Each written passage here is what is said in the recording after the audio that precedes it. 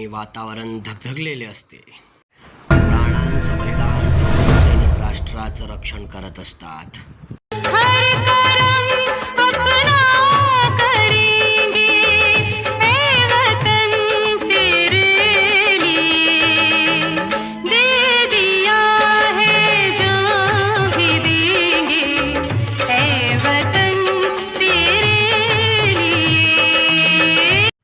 गावापासून घरापासून लांब असलेल्या या सैनिकांना घराची ओढ लागलेली असते. जेव्हा पोस्टमन पत्रे घेऊन येतो तेव्हा ते पत्रे मिळवण्यासाठी त्यांच्यामध्ये झुंबड लागलेली असते. तेथील एका सैनिकाला आपली आई आजारी असल्याचा निरोप येतो. तो 8 दिवस प्रवास करून गावी पोहोचतो. गावकऱ्यांचा चेहरा बघून काहीतरी घडलं आहे असं समजून तो घराकडे धावतो. आईला भेटण्यासाठी तडफडत धावत गेलेला सैनिक जेव्हा घरात जातो तेव्हा मात्र आई त्याच्याशी बोलत नाही, ती उठत नाही, कारण तोपर्यंत त्याला पोचायला उशीर झालेला असतो.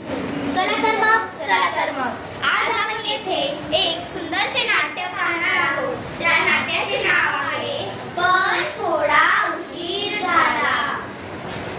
मी तुम्हाला एक देशभक्तीपर गीत गाऊन दाखवणार आहे. ते तुम्ही शांत चित्ताने ऐकावे ही माझी नम्र विनंती. रंगभूमीवर दिवे लागले, भारत माते नमन तुला, आशीर्वादा दे आम्हाला धडपडणाऱ्या सर्व मुला, आशीर्वादा दे आम्हाला धडपडणाऱ्या सर्व मुला. सुजलाम सुफलाम प्रेममयी तू जननी आमची तू अतुला, सुजलाम सुफलाम प्रेममयी तू जननी आमची तू अतुला, आशीर्वादा दे आम्हाला धडपडणाऱ्या सर्व मुला, आशीर्वादा दे आम्हाला धडपडणाऱ्या सर्व मुला. आम्ही नाटकाला सुरुवात करीत आहोत. ते तुम्ही शांत चित्ताने ऐकावे ही आमची नम्र विनंती. सावधान, विश्राम, सावधान, सलूट, हात नीचे. पत्र घ्या, पत्र, सैनिकांसाठी पत्र, आमचे पत्र द्या, आमचे पत्र द्या.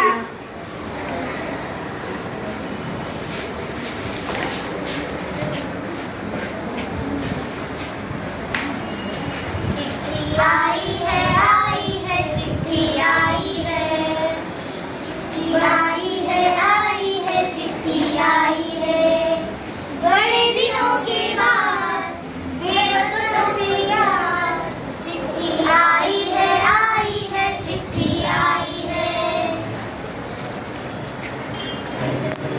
अरे माझी आई आजारी आहे, मला माझ्या आईच्या भेटीला जावं लागेल. भेटायला चाललो चाललो चाललो मी माझ्या आईच्या भेटीला. अरे काय झालं तुला?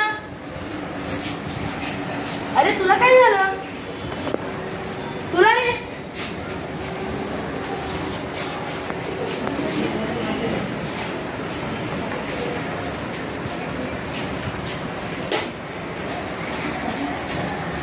अरे काय झालं? काय झालं? काय झालं माझ्या आईला? आई उठ ना, तुझ्यासाठी आला ना तुझा पुत्र. एवढ्या दूर कारगिलहून, हिमालयाच्या पर्वतातून आला आहे ना. तू आजारी होतीस हे मला माहिती होतं, पण मला थोडा उशीर झाला. आलो पण तुनेच सांगितलं होतं की त्याला हे नका समजू तू की मी आजारी आहे. पण मला पत्र थोडा उशिरा आलं, पण मला थोडा उशीर झाला. चालू